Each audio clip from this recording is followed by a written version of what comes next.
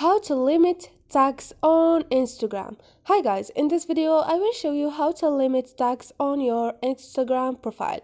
It's so easy and quick. So first thing, go to your Instagram and go to your profile. Click on those three lines up there and click on setting. Now click on the third choice, which is privacy, and scroll down and click on post. Now you have allow tags from everyone, people you follow, or no one.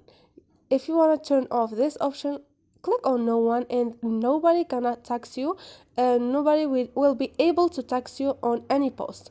And now I choose everyone because I don't have a problem. You choose what do you want.